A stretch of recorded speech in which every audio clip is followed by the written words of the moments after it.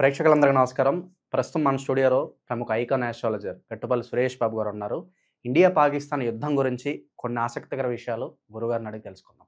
నమస్కారం గురుగారు. జై శ్రీమన్నారాయణ. గురుగారు, ఇప్పుడు మీ ప్రకారంగా మనం ఇప్పుడు యుద్ధం స్టార్ట్ చేసి తప్పు చేసామంటారా? ఖచ్చితంగా అండి. యుద్ధం స్టార్ట్ చేసి తప్పు చేయడమే అంటాం. తప్పు చేసాము. ఇప్పుడు ఇది ఇంకోటి, యుద్ధం స్టార్ట్ చేసి తప్పు చేశామనేది ఏంటంటే, మోడీ గారైతే మనకున్నటువంటి భారత ప్రధాని గారు ఎవరైతే ఉన్నారో ఇతను అయితే యుద్ధం అసలు మొదలు పెట్టరు. అతనికి ఉన్నటువంటి సనాతన ధర్మం కానీ, అతనికి వచ్చినటువంటి విధి విధానాలు కానీ, అతనికి తెలిసినటువంటి ఏదైతే ప్రక్రియ ఉందో యుద్ధం చేసేటువంటి దానికి లేదు. అతను ఏం చేయాలో ఆలోచన ప్రకారంగా ప్రాణ భయం పెడతాడు. మోడీ గారు అయితే ప్రాణ భయం చూపించారు వాళ్ళకి. కానీ కేవలం అపోజిషన్ పార్టీల వల్ల, ప్రెజర్ వల్ల, అక్కడ ఉన్నటువంటి పాలకులు వెనక నుంచి చెవులో జోరీగలా ఆ పరిస్థితిని తట్టుకోలేక మాత్రమే యుద్ధ ప్రకటన జరిగింది. అపోజిషన్ పార్టీస్ కాకుండా రేపొద్దున వేరే దేశాలని అడుగుతారు గురుగారు, మీ మీద వేరే దేశాలు దాడి చేస్తున్నాయి, అట్లీస్ట్ మిమ్మల్ని మీరు డిఫెండ్ చేసుకోవాలని చెప్పి మనల్ని క్వశ్చన్ చేస్తాయి కదా. ఖచ్చితంగా చేస్తాయి. అయితే మనకి సపోర్ట్ చేసే దేశాలు ఏవైతే ఉన్నాయనుకుంటున్నారో అసలు మనం యుద్ధం చేయాలా లేదని వారి సలహా ఏంటండి? సో మీరు ఇప్పుడు చెప్పారు కాబట్టి పాయింట్, ట్రంప్ ఇన్వాల్వ్ అయ్యారు, నేను మధ్యలో ఉన్నాను, యుద్ధాన్ని ఆపేశారు. ఇప్పుడు ట్రంప్ గారితో భారతదేశానికి యుద్ధం లేదని రాసిస్తారేమైనా? ఖచ్చితంగా ట్రంప్ గారితో భారతదేశానికి ప్రమాదం ఉంటుంది. ఏ విధంగా ఇప్పుడు పాకిస్తాన్ మనకి ఏ విధంగా ప్రమాదం ఉందండి? ఆయన టెక్నాలజీ ఉపయోగిస్తాడు అంతే. వీళ్ళు మనుషులను ఉపయోగిస్తున్నారు, ఆయన టెక్నాలజీ ఉపయోగిస్తాడు. ఇక్కడ పాకిస్తాన్కి IMF నుంచి లోన్ ఇప్పించారు, ఒక రకంగా ఉగ్రవాదాన్ని ఎంకరేజ్ చేస్తున్నట్టు. ఒకడు ఆయనకి కావాల్సింది ఏంటి? దేశాలు కొట్టుకుంటూ ఉండాలి, ఆయన ఆ స్థాయిలో ఉండాలి. ఇప్పుడు ఒక హోటల్ ఉంటుంది, చిన్నగా మాట్లాడుకుందాం. ఒక హోటల్ ఉంటుంది, ఎదురుగా 4 హోటల్ పెడతారు. ఇక్కడ ₹1,00,000 సాగుతుంది హోటల్, ఎదురుగా 4 రాగానే 25,000 పడిపోతుంది. అప్పుడు ఈ హోటల్ ఆల్రెడీ తినేసి ఉంటాడు. పాత హోటల్ తినేసి ఉండగా కొత్త హోటల్కి లాస్ చేయడానికి వీడు ఏం చేస్తాడంటే, బిర్యానీ రేటు వాడి దగ్గర ఉన్న రేట్లు ఆఫర్ పెట్టేస్తాడు. వీడికి పోయేదేం లేదు, జనాల మీద సంపాదించింది కాబట్టి ఇస్తాడు ఆఫర్ 4 నెలలు. ఆ 4 నెలలకు వాళ్ళు లాస్ అయ్యి కోల్పోయి తీసేస్తారు. అప్పుడు ఏమైంది? ఈ హోటల్ మళ్ళీ అట్లే ఉండిపోద్ది. రెండో స్థానం ఏం చేస్తారు? ఆ హోటల్లో హిప్నాటిజం, బ్లాక్ మ్యాజిక్ చేయించేసి హోటల్ తీపిచ్చేస్తారు. మూడో పరిస్థితి ఏంటి? బాంబులు వేపిస్తారు. నాలుగోది ఏంటి? మొటలు చేపిస్తాడు. ఐదోది ఏంటి? ఏదో పురుగులు పడ్డాయి అని కేసులు పెట్టిస్తారు. విధానాలు ఎన్ని ఉన్నాయి? హోటల్ తీసేయాలి, విధానాలు ఎన్ని కనిపించాయి మీకు? ఎన్ని విధానాలు ఉన్నాయి కదా. అలాంటి దేశాలు మనం ముందుగా అనుకున్నాం. చైనా కావచ్చు, పాకిస్తానీ కావచ్చు, ఎక్స్పోర్ట్ ఇంపోర్ట్, అక్కడ వనరులకి ఆదాయం వనరులు రావాలి, వీరికి డాలర్ వాల్యూ పెరగాలి. కాబట్టి ఇక్కడ ఏం జరుగుతుంది?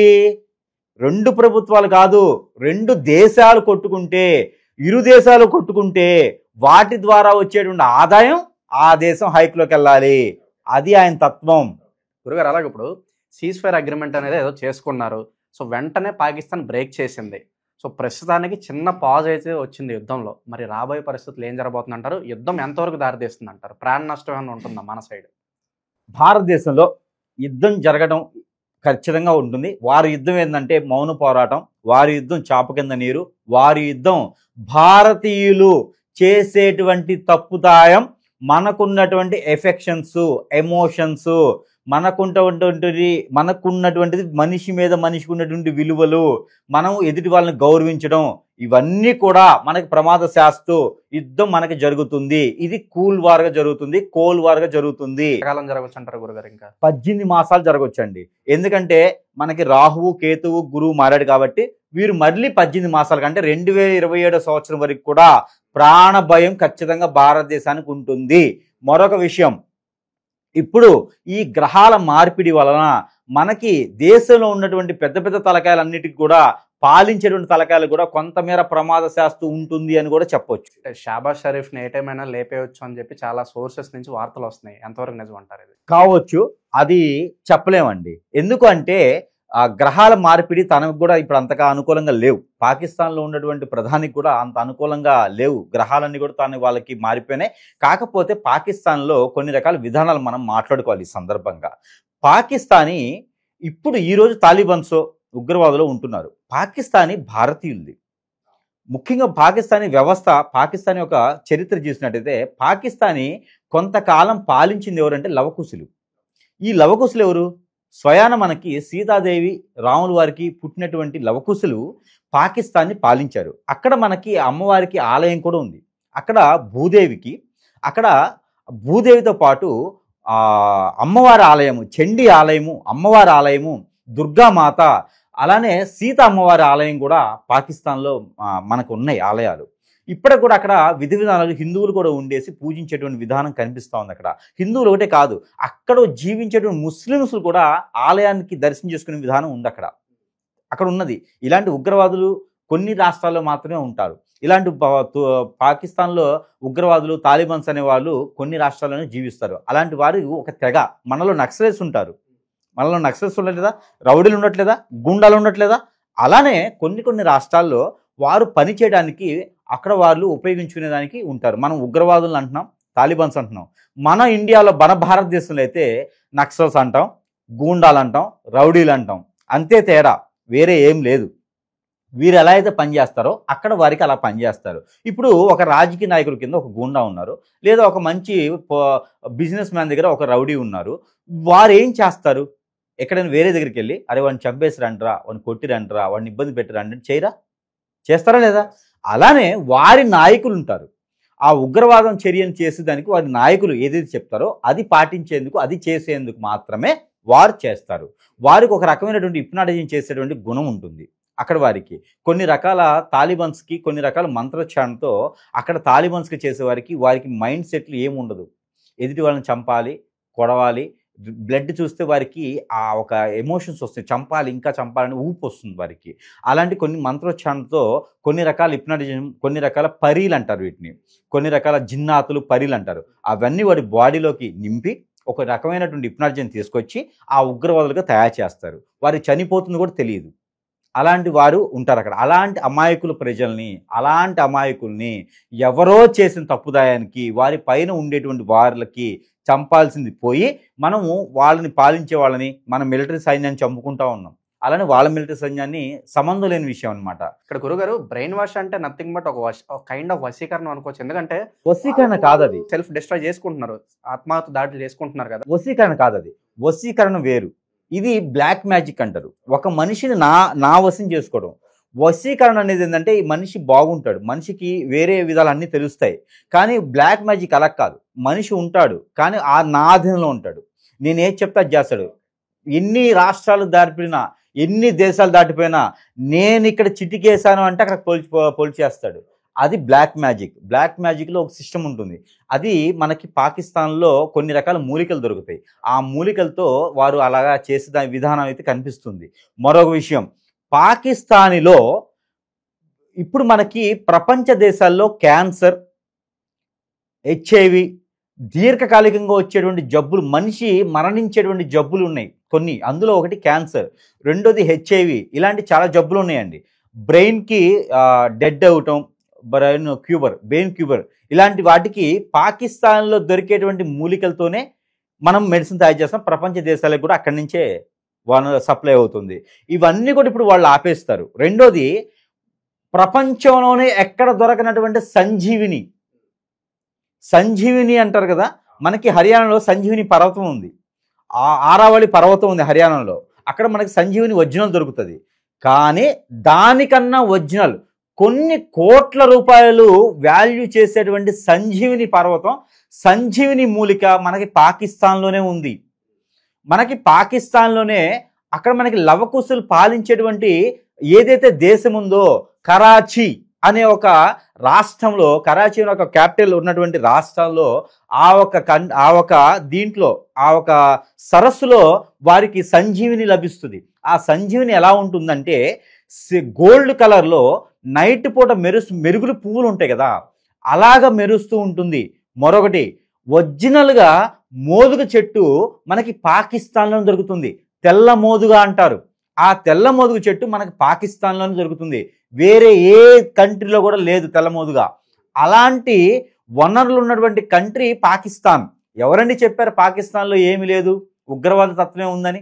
పాకిస్తాన్లో మన భారతదేశం వాళ్ళు 2,50,000 మంది ఉన్నారు.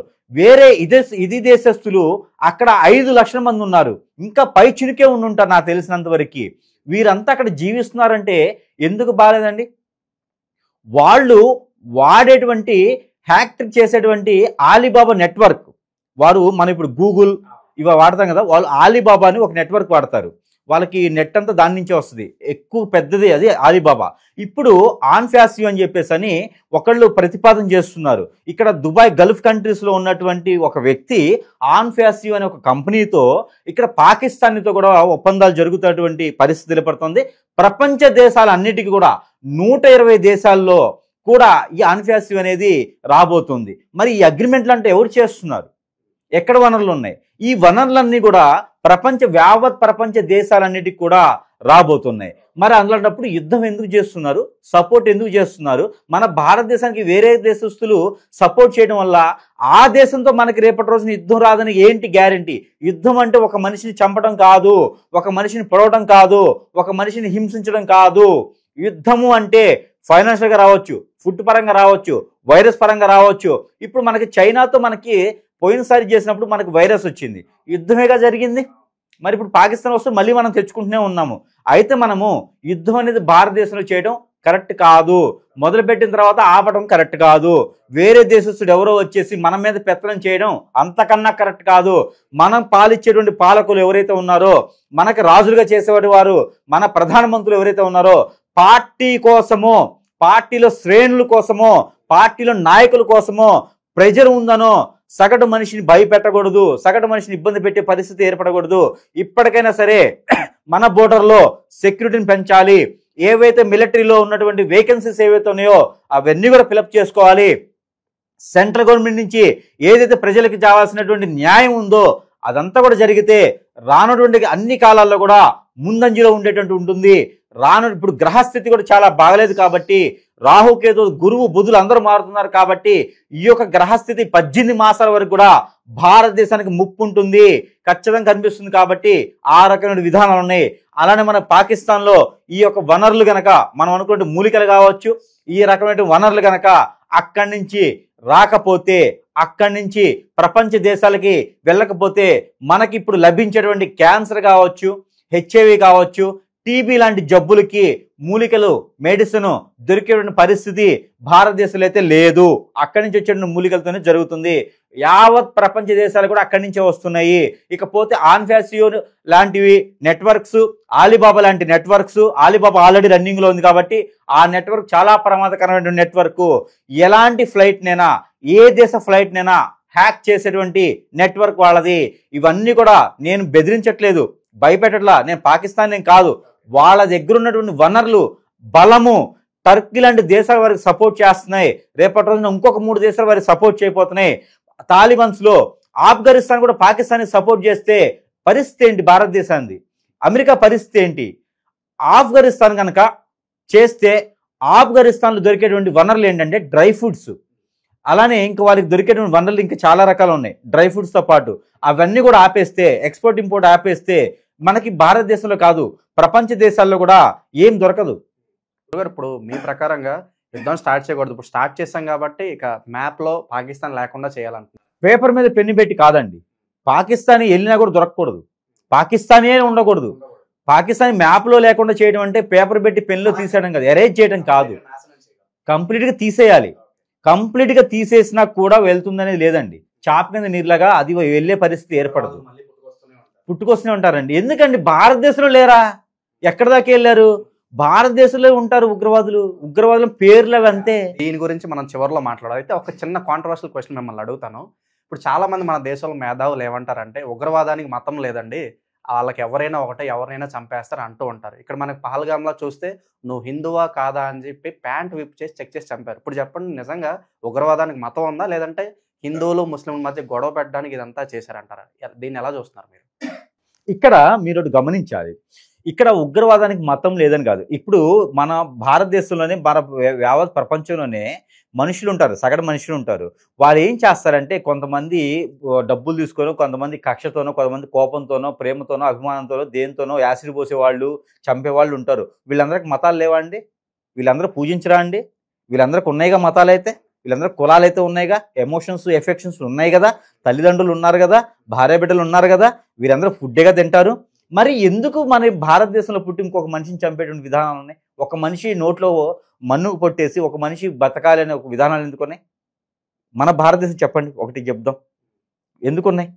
యుద్ధం రావడానికి వారి యొక్క బలం చూపించడానికే అక్కడ అడిగిన కారణం ఒకటి. రెండోది, అక్కడ మీరు అడిగారు హిందువులు అని చెప్పి రావడానికి స్టార్ట్ చేశారని చెప్తున్నారు. మరి ఇతర మతస్థులను ఎందుకు చంపలేదండి? అక్కడ ముస్లిమ్స్ వీళ్ళందరూ ఉన్నారు కదా, వాళ్ళని ఎందుకు చంపలేదు అంటారు? మరి మన భారతదేశం మేజర్గా ఏ దాని మీద పరిగణిస్తుందండి? హిందువులు.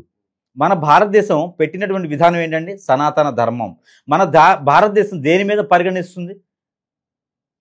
మనకి ఏదైతే సనాతన ధర్మం చెప్పారో, ఏదైతే రాజ్యాంగ పూర్వకంగా ఉందో వాటి మీద సెంటిమెంట్. ఇప్పుడు ఒక మనిషి సైలెంట్గా ఉంటాడండి, ఆ మనిషి సైలెంట్గా ఉన్నప్పుడు వాళ్ళని రెచ్చగొట్టరు. నువ్వేం చేయలేవురా, ఏం చేస్తావు చేసుకోపో అంటే ఆ మనిషికి కాలుతుంది కదా. ఏదైతే ఎమోషన్స్తో ఉంటారో ఆ ఎమోషన్ మీద కొడితే కదా మీకు కోపం వస్తుంది. ఆ ఎమోషన్ మీద కొడితేనే మీకు కోపం వస్తుంది. అప్పుడే మీరు లేచి యుద్ధం చేయగలుగుతారు. ఫైనల్గా ఇప్పుడు ఉగ్రవాదానికి మతం లేదంటారా? ఉగ్రవాదానికే కదా, రౌడీజానికి కూడా మతం లేదు. మతం అనేది కాదండి ఇక్కడ. అక్కడ మనం రెచ్చగొట్టే తత్వం. మనం ఏ దాంట్లో ఎమోషన్లో ఉన్నామో అది రెచ్చగొట్టే తత్వం. ఇప్పుడు మీ నాన్నగారు ఎక్కడికి వెళ్ళారండి, నీ అమ్మ మొగుడు ఎక్కడికి వెళ్ళారండి, డిఫరెన్స్ ఉందా లేదా? అట్లానే అయితే మనకి ఇప్పుడు ఏదైతే ఉందో మనం మాట్లాడేటువంటి విధానం, మనం మాట్లాడే విధానానికి మనకి రెచ్చగొడితే ఖచ్చితంగా రెచ్చిపోతాం. వాళ్ళు మన ఎమోషన్స్ చూసుకొని ఏదైతే రెచ్చగొడతారో అది రెచ్చగొడతారు. ఎందుకు అంటే ఇక్కడ నాకు అనిపిస్తుంది పాకిస్తాన్కి బలం ఉంది అని తెలియచేయడానికే రెచ్చగొట్టారు. అది అవకాశం దొరికింది. మీరు హిందువుగా అంటే ఖచ్చితంగా మనకు కోపం వస్తుంది, అందుకే వారు అలా చేశారు. ఇంకోటి, అదంతా చేయడానికి గల కారణం, అలా అవడానికి గల కారణం ఎవరు? మనమే కదా. ఎందుకు? మొన్ననే మనకి ఈ మధ్యన కాశ్మీరీ వచ్చిన తర్వాత అక్కడ మనకి సెక్యూరిటీ బలంగా ఉండాలి కదా, సెక్యూరిటీ లేదు అక్కడ. అందుకని మనకి వాళ్ళు తెలియజేశారు. ఒకటి మనకి తెలియజేశారు, ఒకటి మనకి గుర్తు చేశారు. రెండోది తెలియజేసింది ఏంటంటే మీరు సెక్యూరిటీని పెంచుకుని జాగ్రత్తగా ఉండండి, మీ దేశానికి ప్రమాదం ఉంది అని తెలియజేశారు. మనకి గుర్తు చేసింది ఏంది? మనం హిందువును రెచ్చగొట్టాం, యుద్ధం చేస్తున్నాం అంతే. మనమేమో పిచ్చోళ్ళలాగా ఎవరో చెప్పారు నాకు సపోర్ట్ ఈ దేశాలు ఉన్నాయని చెప్పి యుద్ధానికి వెళ్ళిపోయినాం. ఎదురు పార్టీలు మనకి కోళ్ళ కూస్తున్నాయి, మన పార్టీకి రేపటి రోజున జెండా ఇది ఉండదు, మన పార్టీ పల్లి వచ్చేదానికి ఉండదని చెప్పేసి యుద్ధం ప్రకటించాం. ఇది తప్పుదాయం కదా. యుద్ధం ప్రకటించాము, యుద్ధం ప్రకటించిన తర్వాత ఏమైంది? పూర్తి చేసామా? దేశమే లేకుండా చేయాలి కదా. భారతీయుడు అంటే ఏంటి? అక్కడ మట్టితో నాశనం చేసేసేయాలి, లేదా దేశాన్ని మన కింద తెచ్చుకోవాలి. రెండే చేయాలి, లేదా యుద్ధం చేయకూడదు. యుద్ధం చేయటం వలన ప్రమాదం ఏంటంటే వారికి ఎమోషన్స్ ఉండవు కాబట్టి ఆత్మాహుతి దాడి అని వాళ్ళు మొదలు పెడతారు. టౌన్స్లో ఆత్మాహుతి దాడి అని షాపింగ్ మాల్స్లో అక్కడెక్కడ మొదలు పెడితే ఎంతోమంది బలవుతారు, ఎన్నో ప్రాణాలు నష్టపోతాయి, ఎన్నో ఫ్యామిలీస్ రోడ్డు మీద పడతాయి. వాటికి ఎవ్వరు కూడా ఎక్స్క్రీయస్ ఇప్పటి వరకు కూడా ఇవ్వలేదు కాబట్టి పోయినసారి జరిగింది. ఇక మీద కూడా పాలకులు బాధపడటం తప్పితే పాలించేటువంటి రాజులు మాత్రం అలానే ఉండిపోతారు. దీనివల్ల ఇబ్బంది పడి సగటు మనిషి కాబట్టి యుద్ధం సమస్య కరెక్ట్ కాదు. చేసిన తర్వాత ఇప్పుడు ఇలా మధ్యలో వదిలేటువంటిది అస్సలు సమస్య కాదు. పెళ్ళైన తర్వాత విడాకులు ఇచ్చినట్టే అయిపోయింది పరిస్థితి. ఇంకొకటి ఏంటంటే మధ్యవర్తిని తీసుకురాకూడదు. ఎప్పుడు వాళ్ళు మనకి ఎంత సపోర్ట్ చేసినప్పటికీ కూడా ఇంకొక విషయంలో సలహాలు ఇవ్వడం అనేది, సలహాలు తీసుకోవడం అనేది కరెక్ట్ కాదు. చేతనైతే సహాయం చేయాలి లేదా వదిలేయాలి, అంతేగాని మనకి ఇంకోళ్ళ సలహా అవసరం లేదు. ఇది నా ఆలోచన ప్రకారంగా, గ్రహస్థితి ప్రకారంగా చెప్తున్న విషయం. సార్, అయితే ఇప్పుడు కనిపించే శత్రువు మీద దాడి చేస్తున్నాం. ఇక్కడ మెయిన్ ప్రాబ్లం ఏంటంటే దేశంలోనే మనకు చాలా మంది దేశద్రోహులు ఉన్నారు. కనబడిన వాళ్ళే యాంటీ ఇండియా కామెంట్స్ చేస్తూ చాలా వరకు ఉన్నారు. ఇప్పుడు తీసుకున్నట్లయితే పాకిస్తాన్లో ఉన్న మహిళలు వీసా తీసుకుని భారతదేశం వస్తున్నారు, అక్కడ కన్సీవ్ అవుతున్నారు, ఇక్కడ పిల్లలు కంటున్నారు. సో ఇక్కడ మన భారతదేశంలో ఉన్న ముస్లింలు కూడా అక్కడ వాళ్ళని పెళ్లి చేసుకుని పిల్లలు కంటున్నారు. మళ్ళీ వాళ్ళు వెళ్ళట్లేదు, తిరిగి భారతదేశంలో ఉండిపోతున్నారు, పాకిస్తాన్ వెళ్ళట్లేదు. అండ్ దీన్ని ఏ విధంగా చూస్తారంటారు మీరు? ఇక్కడ ఒకటి మనం గమనించుకోవాలి, ఇక్కడ చాలా రకాలు ఉంటారండి. ఇప్పుడు ఒక ఇంట్లో నలుగురు కొడుకులు ఉన్నప్పుడు నలుగురు ఒకేలా ఉండరు.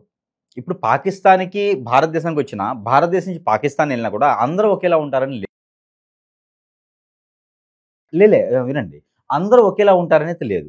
ఇక్కడ ఏమవుతుందంటే వాళ్ళ మతస్థులు, వాళ్ళ గురువులు వాళ్ళకి ఏం చెప్తారంటే, ఏం బోధన చేస్తారంటే, మనము పుట్టింది మరణించేంతవరకు కూడా కావాల్సింది ఏంటంటే ఉగ్రవాదం.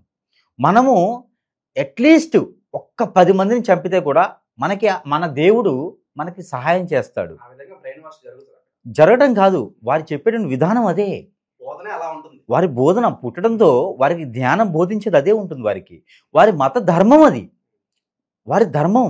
నిజంగా దేవుడు అలా చెప్తాడా లేకపోతే ఈ మత పెద్దలు అలా చెప్తారు? చెప్పరు. మత పెద్దలు వీరు చెప్పేది ఇదంతా మత పెద్దలు. మతాలను కూడా చెప్పలేము దీనికి. ఆ ఉగ్రవాద కర్తలు ఉంటారు కొంతమంది. వారికి ఏమి ఉండదనమాట. వారికి రకమైనటువంటి కక్ష వారికి.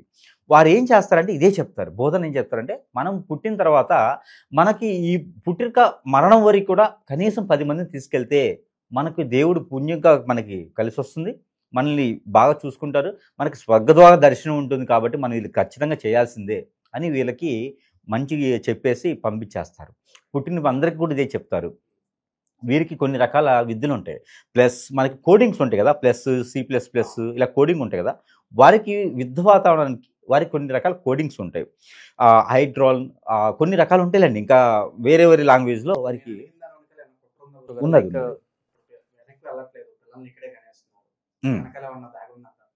దీని వెనక కుట్ర లేదని చెప్పలేమండి. కాకపోతే ఇక్కడ మనం గమనించాల్సిందంటే అందరూ దానికోసం వచ్చిన వాళ్ళు కాదు. బ్రతకడానికి పొట్ట చేత పెట్టుకొని ఇలాంటి ఉగ్రవాదం నాకు వద్దు అని భారతదేశం నాకు సేఫ్గా ఉంటుంది అని వచ్చి జీవించేవారు చాలామంది ఉన్నారు. ఈ సందర్భంగా వారందరినీ పంపించేటువంటి విధానం ఏర్పడుతుంది. చెడ్డవాళ్ళతో తులసి వనంలో గంజాయి వనం ఉంటే తులసి వనం మొత్తం తగలబెట్టినట్టుంది. ఇప్పుడు బతకడానికి వచ్చిన వాళ్ళు అందరినీ కూడా పంపించే విధానం మనం చూసాం. మనం వెంటనే ఒక 48 hours లో పాకిస్తాన్ సిటిజన్స్ అందరూ వెనక్కి వెళ్ళిపోవాలంటే కొంతమంది వెళ్ళారు, కొంతమంది మేము ఛానల్ నుంచి ఇక్కడే ఉంటున్నాం మళ్ళీ వెనక్కి వెళ్ళామని చెప్పి బాధపడ్డారు. వెళ్ళలేరండి అందరూ కూడా. ఇప్పుడు భారతదేశంలో అన్నీ ఏర్పరచుకున్న తర్వాత మేము వెళ్ళిపోవాలి అంటే ఎట్లా వెళ్ళిపోతారండి? ఇప్పుడు మనకు రాష్ట్రాల్లో పంజాబ్ నుంచి వచ్చిన వాళ్ళు, మన రాష్ట్రాల్లో చూసుకోండి, ఇండి భారతదేశంలోనే బీహార్ నుంచి వచ్చిన వాళ్ళు, పంజాబ్ నుంచి వచ్చిన వాళ్ళు అందరూ ఇక్కడే ఉండిపోతున్నారు. మతస్థులుగా కొన్ని రకాల రాజ్యాన్ని కూడా రాష్ట్రంగా పాలించేటువంటి వాళ్ళు ఉన్నారు. మరి మతాలు పెట్టుకొని మరి వాళ్ళని ఎందుకు పంపించలేదు వాళ్ళ రాష్ట్రానికి? అట్లా పంపిస్తే రాష్ట్రాల్లో ఇప్పుడు చాలా వరకు మా పరిస్థితులు మారిపోయాయి కదా. దేశాలతో సంబంధం ఏంటండి? ఇప్పుడు మనకి భారతీయులు ఎక్కడెక్కడో ఉంటున్నారు, సాఫ్ట్వేర్ జాబులు చేసుకుంటా ఉన్నారు, వేరు వేరు దేశాల్లో ఉన్నారు. యుద్ధం వచ్చింది ఏంటి? పార్టీల ద్వారా. యుద్ధం వచ్చింది పాలకులు కాదు కదా, పార్టీల ద్వారా వచ్చింది యుద్ధము. పాలించేట రాజులకు యుద్ధం కావాలి. ప్రజలు ఏం చేశారు? ప్రజలకి ఏమి, వాళ్ళు ఎక్కడైనా బ్రతకొచ్చు. ఏ రాష్ట్రము ప్రభుత్వాలు, ఏ కేంద్ర ప్రభుత్వాలు వారి సహాయం ఏమి చేయట్లేదు. వారు కష్టపడుతున్నారు, సంపాదించుకున్నారు, బతుకుతున్నారు. వాళ్ళకి ఏం తెలుసు ఈ ఉగ్రవాద గురించి? అవాయ్ సుబాయ్ తెలియదు, ఆ తాటాక్ బాంబులు తెలియదు, లక్ష్మీ అటాక్స్ తెలియదు వీళ్ళకి. వాళ్ళకేంటండి సంబంధం? పొట్టగూడు పెట్టుకుని ఉండే వారికి భారతదేశంలో ఏంటి? ఎవరైనా రావచ్చు, ఎవరైనా బతకొచ్చు అనే విధానం ఉంది. రాజ్యాంగంలో వనరు ఉంది, 156 సెక్షన్ ఉంది, మనకి అన్ని రకాలు ఉన్నాయి కదా. ఎవరైనా బ్రతకొచ్చు కదా. ఇది సందర్భం వచ్చిందని చెప్పేసి అందరిని ఎలగొట్టుకుంటూ అయిపోతుందా? సో ఈ ఇల్లీగల్ ఇమిగ్రెంట్స్ తో మనకి ఎటువంటి ప్రాబ్లం ఉండదంటారా? లేదండి. మనం పోయి మనం తీసుకున్నట్టు తప్పితే వేరే ఏం లేదు. ఇప్పుడు ఎట్లా ఉండేదంటే ఈ పక్కీలు తగలబడుతుందంటే నా ఇంటి నీళ్లు చల్లుకున్నట్టు ఉండిద్ది. ఉపయోగం లేని విషయాలు నేను. యుద్ధ వాతావరణం ఎక్కడ జరుగుతుందండి? పాకిస్తాన్ మనకి. భారతదేశంలో ఉన్న వాళ్ళు ఏం చేస్తారు? నీకు ఎవడు సపోర్ట్ చేస్తున్నాడు? వాళ్ళు నేరండి. అందరిని ఎందుకు? పాకిస్తాన్ అయితే సరిపోద్దా? వాడు ఏం చేస్తున్నాడు? వాడి యాక్టివిటీస్ ఏంది? ఎందుకండి భారతదేశంలో పుట్టినటువంటి వారు వాడికి సపోర్ట్ చేయరా? మీరు అది ఆలోచించండి. హవాలా డబ్బని మన భారతదేశంలో ప్రతిరోజు గల్ఫ్ కంట్రీస్కి కొన్ని లక్షల కోట్ల రూపాయలు వెళ్తున్నాయి. ఇంతకన్నా యుద్ధం ఏమనుందా? ఇంతకన్నా మోసం ఏమనుందా భారతదేశానికి? ఇంతకన్నా దారిద్ర్యం ఏమనుందా? చెప్పండి. వీళ్ళు కాదా ఉగ్రవాదులు? వీళ్ళు కాదా తీవ్రవాదులు? వీళ్ళు కాదా రౌడీలు? వీళ్ళు బతికితే సరిపోందా? ఎంతమంది నెక్తురు కూడది. ఇది ఏం చేస్తారు? హవాలా అనే పేరుతో కొన్ని లక్షల కోట్లు భారతదేశానికి తగులుతున్నాయి గల్ఫ్ కంట్రీస్కి. ఆ గల్ఫ్ కంట్రీస్లో ఒకటి పాకిస్తాన్కి కూడా ఉంది. దీనికి ఏమంటారు? దీనికి ఏం చేస్తారు? ఇందులో పుట్టిన వాళ్ళు భారతదేశంలో వాళ్ళే చేస్తున్నారు. మరి ఏం చేస్తారు దానికి? వాళ్ళు ఉగ్రవాద సమానమే నా దృష్టిలో. ఉగ్రవాదులు అనేది వారు పెట్టుకున్నటువంటి పేరు. ఇలా వెళ్ళిన డబ్బంతా ఉగ్రవాదానికి ఉపయోగపడుతుంది. మరి అంతే కదండి. బ్లాక్ మనీ అంతా ఏమవుతుందండి? ఉగ్రవాదాన్ని పెంచి పోషిస్తున్నారు. భారతదేశంలో బ్లాక్ మనీ ఏమవుతుంది? మన రాష్ట్ర ప్రభుత్వాలు కాదు, కేంద్ర ప్రభుత్వాలు కాదు, మనకి వెళ్ళేటువంటి మనీ అంతా ఏమవుతుంది? ఎక్కడ పోషిస్తున్నారు? వెళ్తే వాళ్ళు సుఖపడేందుకు వేరే దేశాల్లో హోటల్ కట్టుకుంటారు, లేదా ఇలాంటి ఉగ్రవాదాలు పోషించుకుంటారు, లేదా జిమ్ బాయ్స్ అని జెట్ కేటగిరీలకి వారి వెనకుండేటువంటి వారికి సెక్యూరిటీని కాపాడాలి కదా. వారికి బాడీ గార్డ్స్, ఆ బాడీ గార్డ్స్ పెట్టుకుంటున్నాం అన్నారు. ఏం చేస్తున్నారు? మనీ అంతా ఒక్క మనిషి సుఖపడేందుకు కొన్ని లక్షల మందిని ఇబ్బంది పెడుతున్నారు. ఇంతకన్నా ఉగ్రవాదం అయితే లేదు. So sir, coming to so-called super stars, మన సమంత తీసుకోవచ్చు, ప్రకాష్ రాజ్ తీసుకోవచ్చు, సాయి పల్లవి తీసుకోవచ్చు. ఈ యుద్ధం సందర్భంగా రీసెంట్గా వీళ్ళ మీద చాలా హేట్రెడ్ అనేది వచ్చేస్తుంది. దేనికంటారు ఇంత హేట్రెడ్ వీళ్ళకి? ఇక్కడ ముఖ్యంగా ఒక విషయం తీసుకుందాము.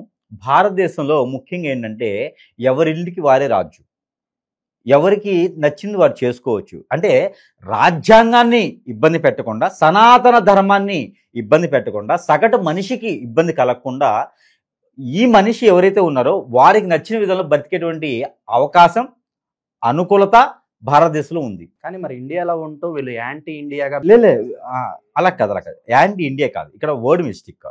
వారికి విధంలో వారి ఆలోచన ప్రకారంగా ఎలా అయినా బ్రతకొచ్చు, వారు ఏదైనా మాట్లాడవచ్చు. అది ఇక్కడ ఉన్నటువంటి పద్ధతి ఏంటంటే భారతదేశంలో మానవుని హక్కు రెండే రెండు, నచ్చింది తినడం, నచ్చింది మాట్లాడడం. ఇప్పుడు పాకిస్తానీ అనగానే చంపేస్తారా అండి? అది ఎలా అవుతుంది? అది కరెక్ట్ కాదు కదా. ఇప్పుడు వారికి నచ్చినటువంటి ఆలోచన, సలహా ఇవ్వడం జరుగుతుంది.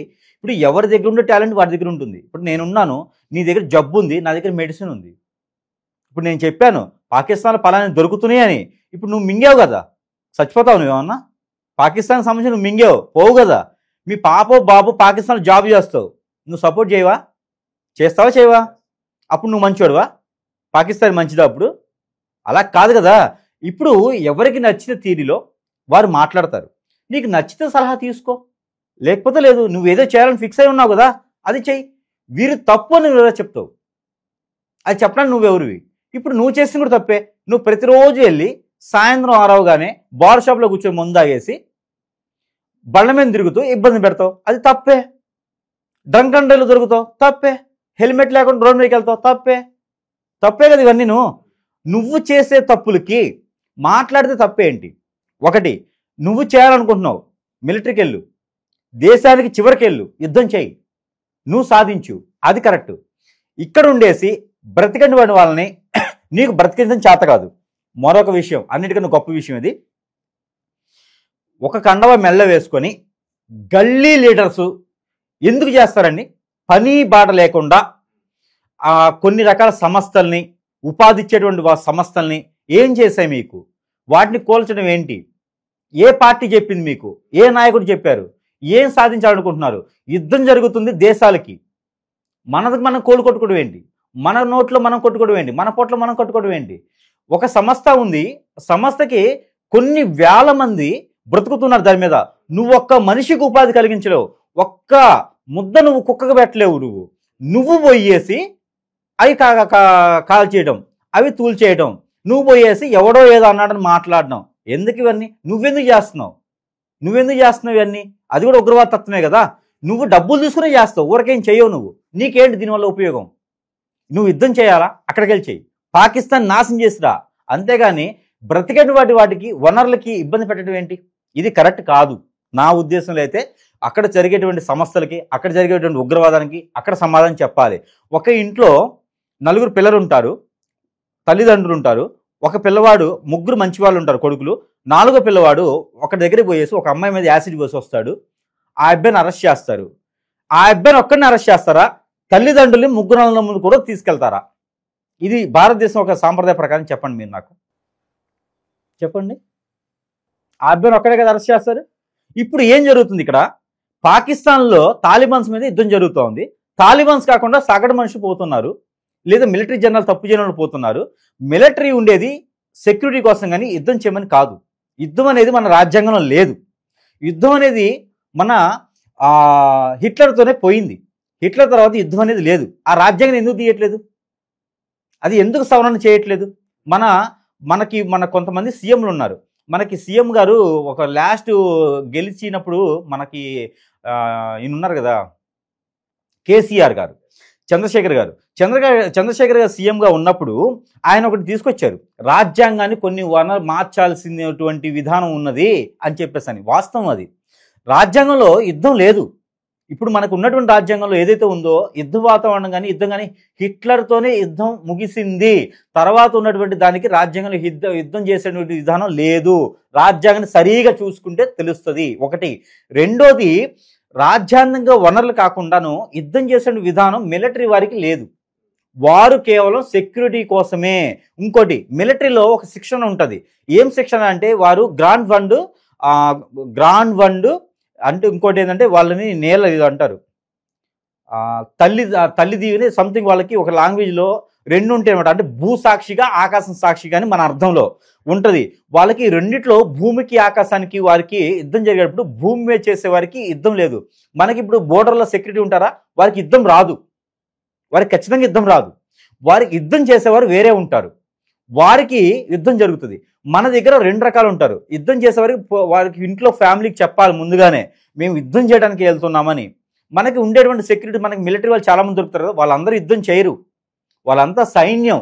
మనకి సెక్యూరిటీగా బోర్డర్లో నిలబడతారు. అక్కడ వాతావరణం మారగానే మనకి వాళ్ళు టెలికాల్ చేస్తారు, చేసినప్పుడు అప్పుడు యుద్ధం చేసేవారు వెళ్తారు. అది రెండు విధానాలు ఉంటాయి. అవన్నీ లేకుండా, అవన్నీ తెలియకుండా మనం కూడా తాలిబాన్ లాగా, మనం కూడా ఉగ్రవాదుల్లాగా పోయేసి మూర్ఖంగా యుద్ధం చేస్తే హిట్లర్కి మనకి సంబంధం ఏంటి? హిట్లర్ ఏం చేశాడో అదే చేస్తున్నాం. దానివల్ల ఎన్ని ఫ్యామిలీస్ అవుతాయి, ఎంతమంది కోల్పోతాం? భారతదేశంలో ఏదైతే సనాతన ధర్మం పాటిస్తున్నామో ఆ సనాతన ధర్మానికి ఇది మనం కో ఆపోజిట్ చేస్తున్నాం. అలానే మనకి ఏదైతే మన పాత సీఎం గారు కేసీఆర్ గారు చెప్పినట్టుగానే ఆ రాజ్యాంగం అనేది మార్పులు ఖచ్చితంగా రాజ్యాంగబద్ధత అనేది జరగాలి, మార్పు అనేది జరగాలి. యుద్ధ వాతావరణం భారతదేశానికి రాకుండా ఉండాలి, మరో దేశం నుంచి ముప్పు లేకుండా ఉండాలంటే ఎలా అనికట్టాలో, ఎలా కనికట్టాలో భారతదేశంలో ఉండే ప్రతి ఒక్కరికి తెలివి కలవారు, అనుభజ్ఞులు, ప్రతి ఒక్కరు కూడా వారి యొక్క నాలెడ్జ్తో ఎదుటి వాళ్ళని హింసించగలరు, వాళ్ళ వరకే శిక్షించగలుగుతారు. యుద్ధంతో అవసరం లేదు. అది భారతదేశం యొక్క రూల్స్, పద్ధతి, సనాతన ధర్మం, వేదాలు కూడా మనకు అవే వల్లిస్తున్నాయి. ఇక్కడ ముఖ్యంగా ఇంకోటి సెలబ్రిటీస్ కింద వచ్చారు. సెలబ్రిటీస్ సినిమాల్లో ఏ చెప్పినా చూస్తాము, వాళ్ళని మనం ఫాలో అవుతాము. యుద్ధ వాతావరణానికి ఏం చెప్తే ఏమవుతుందండి? మీరు నచ్చితే చేయండి, లేకపోతే లేదు కదా. వాళ్ళు ఎవరినో తీసుకొచ్చి వాళ్ళ బ్రతుకులు వాళ్ళు బతుకుతున్నారు, వాళ్ళకి నచ్చింది వాళ్ళు చెప్పారు. ఈ పాకిస్తాన్ గురించి సినిమా తీస్తే చూస్తారు కదా, మరి మాట్లాడితే ఎందుకు చూడలేదు? యుద్ధం ఈరోజు వచ్చింది, యుద్ధం ఈరోజు జరిగింది కాబట్టి చెడ్డోళ్ళు అయిపోయినారా? యుద్ధం ఎప్పుడో రాలేకపోతే మంచోళ్ళు పాకిస్తాన్ వారు, వాళ్ళకి మనకి అనుసంధానమైన బంధాలు ఉంటాయా? వాదన ఏంటంటే వాళ్ళ ఫేవర్ గా మాట్లాడుతున్నారు కాబట్టి మరి వెళ్ళి పాకిస్తాన్ లో ఉండొచ్చు కదా, ఇండియాలో ఉండి వాళ్ళకి ఫేవర్ గా మీరు వెళ్ళి ఉన్నారు ఇక పాకిస్తాన్ లో, వాళ్ళు ఎందుకు ఉంటారు పాకిస్తాన్ లో? మాట్లాడుకునే హక్కు అందరికీ ఉంటుందండి. ఇప్పుడు పాకిస్తాన్ ఎవరు దేవుళ్ళు అని చెప్పి మొక్కలేదు. పాకిస్తాన్ మనకి చెడుయే, పాకిస్తాన్ మనకి ఉగ్రవాద దేశమే, పాకిస్తాన్ మనకి శత్రు దేశమే, కాదనలేదు. కానీ ఆ పేరుతో మన ఇంట్లో మనమే నింపేసుకుంటున్నాము.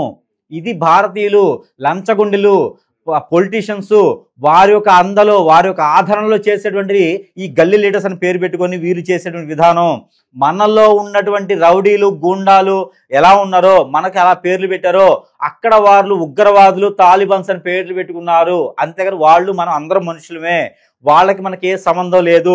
యుద్ధం జరుగుతుంది, అది వాళ్ళు చూసుకుంటారు. మీరు ఉండేసి ఉపాధి అవకాశాలు కల్పించే వాటిని, సంస్థల్ని, ఇక్కడ ఉండే మనుషుల్ని హింసించే అవసరం లేదు. పాకిస్తాన్ మీద ఏదో ప్రేమతో మాట్లాడారు, ఇంకో దేశం మీద ఏదో ప్రేమతో మాట్లాడారు, ఏం లేదు. బంగ్లాదేశ్లో యుద్ధం అయితే మన భారతదేశంలో ఉన్నటువంటి వ్యక్తులు ఆమెను తీసుకొచ్చి మనల్ని పోషించేటువంటి విధానం ఉంది. భారతదేశం అంత మంచిది, భారతదేశం అంత గొప్పది. కాబట్టి శత్రు దేశాల గురించి మనం మాట్లాడుకునే అవసరం కూడా లేదు, ఇంత టైం వేస్ట్ కూడా అవసరం లేదు. ఎవడు పని వాడు చేసుకుంటే సరిపోతుంది. కాకపోతే కదిలిచ్చాం కాబట్టి యుద్ధం జరగాల్సిందే, ఇంకో సలహాలు మనం తీసుకోకూడదు. గ్రహరీత్యా కూడా 18 మాసాలు మాత్రం ఖచ్చితంగా ఉండాల్సిందే. ఎవరికైనా పెద్దలకి మాత్రం ప్రమాద శాస్త్రం జరిగేదాగుంది. మరొక విషయం చివరిగా మనకేంటంటే యుద్ధ వాతావరణం కానీ, మనకి ప్రకృతి పరంగా కానీ, గ్రహరీత్యా ప్రకారంగా కానీ అశ్వమేధ యాగం అని ఉంటుంది. ఈ అశ్వమేధ యాగం అనేది కనుక మనకి రాజులా పాలించేటువంటి వారు, ప్రపంచ దేశాలతో మనకు సంబంధం లేకుండా భారతదేశం చాలా బాగుండాలి, భారతదేశంలో ఉన్నటువంటి మనుషులు మనకు అందరికీ బాగుండాలి అని ఒక మనం ప్రార్థన చేస్తాం. భారతదేశం నా మాతృభూమి, భారతదేశం సహోదరులు అని ఒక ప్రార్థన చేసేటువంటి విధానం ఉన్నటువంటి రాజు ఎవరైతే ఉన్నారో, పాలించేటువంటి రాజు ఎవరైతే ఉన్నారో వీరి అనుచరులు, వీరి క్యాడర్ మొత్తం కూడా అశ్వమేధ యాగం 41 రోజున దీక్షగా ఒంటిపూట భోజనం, స్వయం పాకం 11 మంది బ్రాహ్మణోత్తమునితో కనుక చేపిస్తే ఖచ్చితంగా యుద్ధ వాతావరణం నుంచి కాకుండా విరు దేశాల నుంచి కూడా భారతదేశానికి ముప్పు లేకుండా, భారతదేశంలో ఉన్నటువంటి ప్రజలకి ఇబ్బంది కలగకుండా, ఆత్మాహుతి దాడులు లాంటివి జరగకుండా భారతదేశంలో ఉన్నటువంటి ప్రజలందరూ కూడా గొప్పగా బ్రతికేలాగా ఉంటుంది. కాబట్టి ఇలాంటి ఏదైతే యజ్ఞ యాగ ఉపదేశాలు ఉంటాయో ఇవన్నీ కూడా చేయిస్తే కనుక ఖచ్చితంగా భారతదేశానికి అనువైనటువంటి ఇలా ఉంటుంది. నవగ్రహాలకి గ్రహశాంతి, గ్రహదోష, గ్రహశోభ చేయించుకుంటూ అశ్వమేధ యాగంలో చేయవలసినది ఏంటంటే భూదానం, గోదానం, వస్త్రదానం, వాహనదానం అన్నీ కూడా చేసుకుంటూ ఆ విధానంగా చేసుకొని అందులో వాడాల్సినటువంటి భస్మం ఏదైతే ఉందో ఇది గోల్డ్కు సంబంధించినటువంటిది, ఏదైతే ఆ బంగారానికి సంబంధించినటువంటిది భస్మం గనక మనం వాడి గనక ఈ యొక్క యుద్ధ వాతావరణం తగ్గేలాగా ఉంటుంది. కాబట్టి ఇక హోమం, చండీ హోమం లాంటి 11 హోమాలు చేయిస్తే గనక మన భారతదేశానికి ముప్పు అనేది కొంతమేర తగ్గే అవకాశం ఉంది. ఇవన్నీ చేయగలిగితే గనక భారతదేశంలో ఉన్నటువంటి పార్టీలు, శ్రేణులు, శ్రేయోభిలాషులు, ప్రజలు అందరూ కూడా జీవించి అన్ని రకాలుగా ఉన్నటువంటి దోషాలన్నీ పోయేలా ఉంటుంది. లేదంటే గనక ఎవరో కాలజ్ఞానం చెప్తున్నారు కదా, ఈ కాలజ్ఞానం ముగిస్తుందా లేదా కలికి వచ్చేస్తాడా, అది ఇక్కడి నుంచే మొదలవుతుందా అనేది మాత్రం చెప్పుకోవచ్చు. ఇలాంటి వైరస్లు, ఇలాంటి యుద్ధ వాతావరణాలు భారతదేశానికి ఆ శని దోషం వల్ల, ఆ ఒక రాహుకేతు దోషం వల్ల ఇవి వస్తున్నాయి. కాబట్టి ఇలాంటివన్నీ మనకి బాగుండాలి, అంత రాకుండా ఉండాలనుకుంటే కనుక ఇవి చేయొచ్చు. ఇంకోటి, మన భారతదేశానికి ఉన్నటువంటి టెక్నాలజీ ఏ దేశంలో లేదు. మన భారతదేశానికి ఉన్నటువంటి పైన నడుస్తున్నటువంటి ఉపగ్రహాలు ఏవైతే ఉన్నాయో వీటి ద్వారా కూడా పాకిస్తాన్ని చిటికలో లేపేయచ్చు. ఇన్ని రకాల ఉపదేశాలు, ఇన్ని రకాల ఉపగ్రహాలు మనకు ఉన్నాయి. బోర్డర్లో ఏం జరుగుతుందనే దానికి మనకి ఉపగ్రహాలు ఉన్నాయి. కాబట్టి వాటి ద్వారా, టెలిస్కోప్స్ ద్వారా తెలియచేసుకొని ఆ ద్వారా యుద్ధ వాతావరణం లేకుండా సెక్యూరిటీని పెంచుకొని భారతదేశాన్ని కాపాడుకునేటువంటి విధానం, ఏ దేశస్తుడైనా భారతదేశంలో బతికేటువంటి విధానం మనం కల్పించగలిగితే తాలిబాన్స్ నిజంగా ఉంటే ఏరిపాడేయండి. అంతేగాని సగటుగా కష్టపడి వ్యక్తిని, ఏ దేశస్తుడైనా మనకు ఒక్కటే ప్రాణం ఉన్న వ్యక్తిని మనం పూజించేటువంటిది, ఆరాధించేటువంటిది విధి విధానం మనకు ఉన్నాయి. వేరే ప్రభుత్వాలని దూషించడం కానీ ఇంకోటి చేయడం కానీ మన సనాతన ధర్మంలో లేదు. కాబట్టి మనిషిగా జీవించే తత్వంతో ఉన్నంత వరకు యుద్ధ వాతావరణం భారతదేశానికి అవసరం లేదు. పాకిస్తాన్కి యుద్ధవాదం పెట్టారు కాబట్టి అది పూర్తి చేయడం ఉత్తమం. ఇంకోల సలహాలు మాత్రం భారతీయుడికి తీసుకునే అవసరం లేదు. ఏ దేశస్తుడి సలహా అయినా సరే మనకు అవసరం లేదు. రేపటి రోజున వాళ్లే మనకి ముప్పు చేస్తారు. కాబట్టి మనకి నచ్చిన విధానం మనం వెళ్ళిపోవడం మంచిది. ఏ జరిగిన జనాలకి దృష్టిలో పెట్టుకొని వెళ్తే చాలా మంచిది. గ్రహస్థితిగా మాత్రం 18 మాసంలో మాత్రం కొంచెం మెలకుగా ఉంటే అన్ని రకాలు బాగుంటుంది. ఇది యుద్ధానికి సంబంధించింది. ఇంకొకటి, ఎవరికి నచ్చిన విధానం మాట్లాడిన వలన వాళ్ళకి కాంట్రవర్సీలు చేయడం, వారికి చేయడం కాకుండా మనమేం చేస్తున్నాం అనేది చేస్తే మంచి జరుగుతుంది. ఇది యుద్ధానికి సంబంధించినటువంటి విషయం. గత కొన్ని రోజులుగా ఈ కరాచీ బేకరీ మీద హైదరాబాద్లో కావచ్చు, వైజాగ్లో కావచ్చు దాడులు జరుగుతున్నాయి. కేవలం పాకిస్తాన్ అక్కడ సిటీ నేమ్ ఇక్కడ బేకరీకి ఉండటం వల్ల దాడులు చేస్తూ ఉన్నారు. సో దీన్ని ఎలా చూస్తున్నారు? ఎంతవరకు కరెక్ట్ అంటే? అదే సంస్థలు అంటే నేను పేరు చెప్పకుండా సంస్థలు అన్నాను, మీరు పేరు తీసుకొచ్చారనమాట. అయితే మనకి ఈ సంస్థలు పాకిస్తాన్కి, భారతదేశానికి ఒక కరాచీ అనే పేరుతో చేస్తున్నారు. ఆలీబాబా నెట్వర్క్ వాడేవాళ్ళు కూడా చాలా మంది ఉన్నారు. మరి అలానే మనకి భారతదేశానికి సంబంధించి పాకిస్తాన్లో కూడా చాలా మంది ఉన్నారు. పాకిస్తాన్లో 2,50,000 మంది ఉన్నారు భారతీయులు. మరి వాళ్ళందరినీ చంపేస్తే మనకు ఓకేనా? మనకి వాళ్ళు వచ్చేసి ఇక్కడ వ్యాపార సంస్థలు స్టార్ట్ చేసి ఉపాధి అవకాశాలు మన భారతీయులకే ఇచ్చారు. వాళ్ళు వచ్చి ఇక్కడ ఏం బతకట్లా, భారతీయులకే ఇచ్చారు. మరి వాళ్ళందరినీ ఉపాధి అవకాశాలు ఏ ప్రభుత్వాన్ని కాపాడుతుందో వాళ్ళని? ఏ ప్రభుత్వం జాబులు ఇస్తుందో వాళ్ళకి? ఏ ప్రభుత్వ ఉద్యోగాలను ఇస్తారో వారికి? ఇవ్వరు. వాళ్ళని మాత్రం రోడ్డు వెంబడేయాలి. అంతే కదా. ఇప్పుడు ఈ ధ్వంసం చేస్తున్నది దేశభక్తి ఉన్న వల్ల, లేదంటే ఏదన్నా రాజకీయ పార్టీ ప్రోద్బలంతో జరుగుతుందని? అడ్డా మీద మనుషులు ఉంటారు. ఇదే అవకాశం అందరికీ. వాళ్ళని ఒక 1000 రూపాయలు 1,000 మందు పోసి బిర్యానీ పెట్టేసి కండ ఓటేసి మెడలో తీసుకొస్తారు. వాడెవడో వీడు రేపటి రోజు కనిపిరు. వీళ్ళంతా అక్కడ పడేసి బోర్డులు పడేసి అందరూ కనిపిస్తారు. వీళ్ళంతా రేపటి రోజు దేనికి పనికి వీళ్ళు మళ్ళీ డబ్బులు ఇచ్చినప్పుడు వెళ్ళి చేసేస్తుంటారు. వీళ్ళంతా పార్టీలు నాయకులకు అవకాశం చేసుకుని, కొంతమంది నాయకులు చేసుకునే దానికి తప్పితే వేరే ఏం లేదు దీంట్లో. ఇదో కాంట్రవర్సీ తప్పితే వీళ్ళంతా కూడా భారతదేశంలో ఇబ్బంది పెట్టకుండా వీళ్ళంతా బోర్డర్లోకి వెళ్ళేసి యుద్ధం చేస్తే మంచిది. నేను సంతోషిస్తా. మన మోడీ గారు, మన ప్రధానమంత్రి కూడా సంతోషిస్తారు. భారతదేశంలో ఇబ్బంది పెట్టమని ఎవరు చెప్పరండి. భారతదేశాన్ని ఇబ్బంది పెట్టండి, దేశాన్ని మీద చేయండి. ఇండియాలో ఉన్నవారు ఇండియా కోసం బతుకుతున్నారు, భారతదేశం కోసం బతుకుతున్నారు, భారతదేశం వాల్యూ ఇస్తున్నారు. వీళ్ళు ఎవరేం కాదు. మనమే తప్పు చేస్తున్నాం అలాంటి చేయటం. భారతదేశంలో ప్రేమ ఉంది, వేరే దేశం మీద ఏదో చేయాలనుకున్న వారు బోర్డర్కి వెళ్ళాలి, అక్కడ యుద్ధం చేయాలి. అంతే తప్పితే సమంత గారు అన్నారు, సాయి పల్లవి గారు అన్నారు, ప్రకాష్ రాజ్ అన్నారు కరాచీ బేకరీ పడేయాలి. ఏందండి ఇది? ఇవన్నీ ఎందుకు? కరాచీ బేకరీ తీసేస్తే ఆ బిల్డింగ్ కూడా రెంట్ రాదు, వాడు భారతీయుడే. అంతే కదా. అతను ఇంతకుముందు పాకిస్తాన్ లో ఉండేవారు, అతను హిందూ లేదండి, ఇక్కడ పెట్టుకున్నారని చెప్పి. లేదండి, అతను పాకిస్తానీ అతనే. కాకపోతే ఇప్పుడు కాదు, అది 80s అంటే 2080s 1980s కాదు, 18s అంటే 2 తరాల క్రితము వారు భారతదేశానికి వచ్చినారు. అప్పుడు పాకిస్తాన్ భారతదేశం బాయిగానే ఉండేవి. అది ఆలోచించుకోవాలి కదా. కంచేం ఉండేది కాదు, గోడేం ఉండేది కాదు. బాయ్ బాయ్గా ఉన్నప్పుడు భారతదేశానికి వచ్చేసి ఏదో అతను బేకరీ కూడా కాదు పెట్టింది, డ్రై ఫ్రూట్స్ షాపులు పెట్టుకున్నారు, పచారీ షాప్స్ పెట్టుకొని చిన్న చిన్నగా బేకరీ రూపించుకున్నారు. ఆ బేకరీ కూడా ఇక్కడ ఏంటంటే ఫస్ట్లో వాళ్ళు ఆయుర్వేదిక్ మెడిసిన్స్ ఇచ్చేసుకుని వాళ్ళ హిస్టరీ ఉంది. ఆయుర్వేదిక్ జనాలు భారతీయులు బాగుపడేందుకు మిలిటరీలో చనిపోయిన వాళ్ళకి, మిలిటరీలో చావు బతుకులు ఉన్న వారికి ఆయుర్వేదిక్ సప్లై చేసేవారు వాళ్ళ ముత్తాత తాతగారు చేసేవారు. ఆ తర్వాత అప్పుడు భారతీయులకు మంచి చేశారు వారు. ఆ తర్వాత అప్పుడు ఆ బేకరీని వారు మొత్తం గుజరాత్ వారికి సేల్ చేశారు. తర్వాత బీహార్ వాళ్ళు తీసుకున్నారు, మళ్ళీ గుజరాత్ వాళ్ళు తీసుకున్నారు. ఆ పేరు మాత్రమే వాడుతున్నారు తప్పితే రిజిస్ట్రేషన్స్ అన్ని చేంజ్ అయిపోతూ ఉన్నాయి.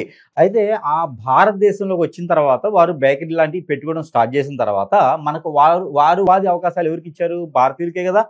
ఇప్పుడు వాళ్ళందరినీ రోడ్డు మీదకి వేస్తున్నట్టే కదా. పేరు మార్చి సరిపోద్ది, పేరు మార్చి ఊరు మారిపోద్దా? ఇప్పుడు పాకిస్తాన్లో పుట్టినటువంటి వారు భారతదేశంలో చాలా మంది ఉన్నారు, వాళ్ళని చంపేస్తారు వీళ్ళు పోయేసి. ఇప్పుడు ఆ టవల్ మెల్ల వేసుకొని బోర్డు పాల్గొట్టిన వాళ్ళు వీళ్ళంతా కూడా వాళ్ళ పాపో బాబు పాకిస్తాన్లో జాబ్ చేస్తున్నారు, ప్యాకేజ్ ఒక 20 లక్షలకు ఉంది. ఏం చేస్తారండి వీళ్ళంతా? పాకిస్తాన్ అంటే ఒప్పుకోవట్లేదు, ఏం చేస్తారు వీళ్ళంతా? అయితే మనకి అప్పుడు వారు రావడం, ఇక్కడ ఉపాధి అవకాశాలు కల్పిస్తున్నారు. ఇప్పుడు మరి ఈ ఉపాధి అవకాశాలు కల్పిస్తున్నటువంటి వారు భారతదేశంలో ఉన్నారు, భారతీయులే ఉపాధి అవకాశాలు అక్కడ జాబ్ చేస్తున్నారు, డబ్బులు తీసుకుంటున్నారు. ఇప్పుడు కరాచీ బేకరీ అంటున్నారు. ఇప్పుడు అలాంటి సంస్థలు మరి భారతదేశంలో పాకిస్తాన్ నుంచి వచ్చిన సంస్థలు చాలా ఉన్నాయి. సాఫ్ట్వేర్ కంపెనీస్ ఉన్నాయి, వేరే ఇంకా నెట్వర్క్లు ఉన్నాయి, ప్రపంచవ్యాప్తి వెళ్ళేటువంటి ఎంఎన్సీ కంపెనీస్లో కూడా పాకిస్తాన్ ఇన్వెస్ట్మెంట్ చేసినవి ఉన్నాయి. మరి వీటి పరిస్థితి ఏంటి అంటే, టవల్స్ వేసుకొని రాజకీయ నాయకులకి ఇంతవరకే తెలుసా? అవి తెలియదా? మరి అవి కూడా చూడాలి కదా. మరి పోనీ పాకిస్తాన్లో భారతీయులు లేరా? ఉన్నారు కదా, చేస్తున్నారు కదా. మరి ఆఫ్ఘనిస్తాన్లో లేరా భారతీయులు? మరి అక్కడ ఏం చేస్తున్నారు? మరి పాకిస్తాన్లో పుట్టినటువంటి భారతీయులు ఉన్నారు, భారతదేశంలో పుట్టినటువంటి పాకిస్తాన్ గురించి మాట్లాడుకున్నాం. మరి పాకిస్తాన్లో పుట్టినటువంటి భారతీయుల గురించి మరి ఏం మాట్లాడుకుంటున్నాం? మరి వీళ్ళందరూ కూడా మనం ఆలోచించాలి కదా. యుద్ధం చేయకముందు మనం ఆలోచించాల్సిన విధానం ఇవన్నీను. అవి కాకుండా భారతదేశంలో పుట్టి పెరిగి సనాతన ధర్మానికి వాల్యూ ఇచ్చి మన ధర్మాలకు అన్నిటికి కట్టుబడి ఉండి ఎవరినో కొట్టడం ఏంటి, ఎవరినో తిట్టడం ఏంటి, ఎవడో కాంట్రవర్సీ చేసిన వాళ్ళని ఇబ్బంది పెట్టడం ఏంటి? ఏంది ఇవన్నీను? నీకు చేతనవుతుందా? బోర్డర్కి వెళ్ళు, యుద్ధం చేయి, పాకిస్తాన్కి వెళ్ళు, నువ్వు కూడా ఆత్మహత్య దాడి చేయి. ఇది కదా చేయాలి. మనుషులు మనం కొట్టుకోవడం ఏంటి? ఎవడికి నచ్చింది వాడు మాట్లాడతాడు, ఇష్టం ఉంటే తీసుకోలేదు. నువ్వు తిట్టావు నేను తిట్టడం ఏంటి, నేను తిట్టాను నువ్వు తిట్టడం ఏంది? ఎందుకు ఇవన్నీ అవసరం లేదు కదా. భారతదేశం గొప్పది, మన ప్రధానులు గొప్పవాళ్ళు, మన పాలించే రాజులు గొప్పవారు. అలాంటప్పుడు మీరెవరు నేనెవరు? సలహా మాత్రమే, అంతే కదా.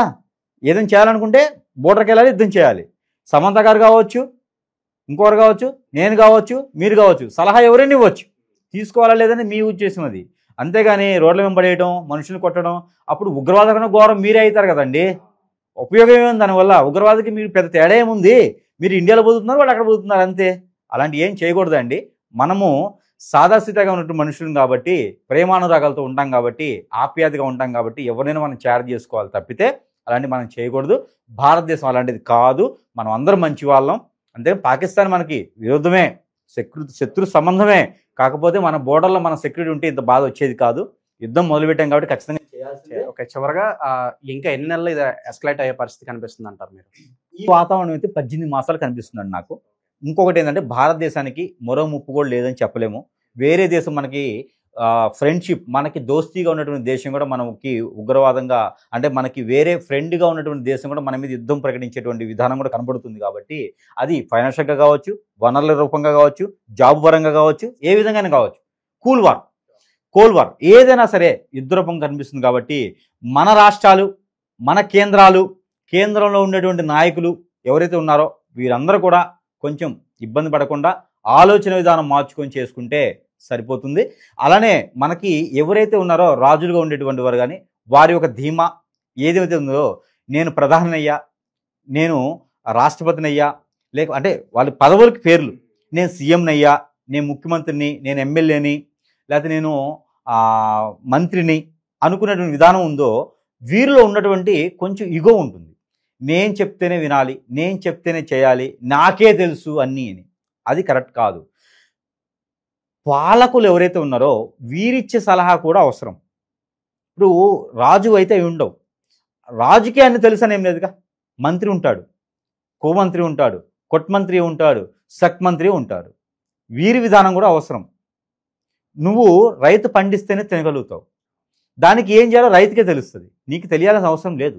కారు నడపాలంటే డ్రైవర్ ఉండాలి, నీకు రావాలని ఏం లేదు. వంట వండాలంటే వంట మనిషి, నీకు రావాలని ఏం లేదు. కానీ ప్రతి విషయంలో ఇలాంటి ముఖ్యమైన విషయాల్లో నీకే తెలుసు అని విర్రవీయకుండా కొంచెం సలహాలు కూడా తీసుకుంటే, ఎవరైనా చెప్తారండి సలహాలు చెప్పడానికి పెద్ద ఏం లేదు. గుళ్ళో పంతులు గారు కూడా చెప్తారు సలహా కావాలంటే. సలహాలు తీసుకోండి, నచ్చింది చేయండి, ప్రజలకు మాత్రం అన్యాయం జరగకూడదు, ఇది నా సలహా. కాకపోతే గ్రహరీత్యా మాత్రం 18 మాసములు మే 15 తారీఖు నుంచి 2027 జనవరి వరకు కూడా ప్రజలు ఇబ్బంది పడేటువంటి విధానాలు ఉన్నాయి. కాబట్టి కొంతమేర మెలకుగా ఉండాలి, కొంతమేర ఆలోచన విధానం ఉండాలి. పాలించాలి అనుకునేటువంటి నాయకులకి ఖచ్చితంగా ఆలోచన విధానం మారాలి. నేనే గొప్ప తిట్టుకోవడం, నేనే గొప్ప కొట్టుకోవడం ఇలాంటివి ఉండకూడదు. ఈ విధానమైనటువంటి కనిపి చేస్తే ముందు భారతదేశంలో గొడవలు రాకుండా చేయండి, పార్టీలన్నీ సానుకూలంగా చేయండి, అప్పుడు విదేశాల గురించి ఆలోచించవచ్చు.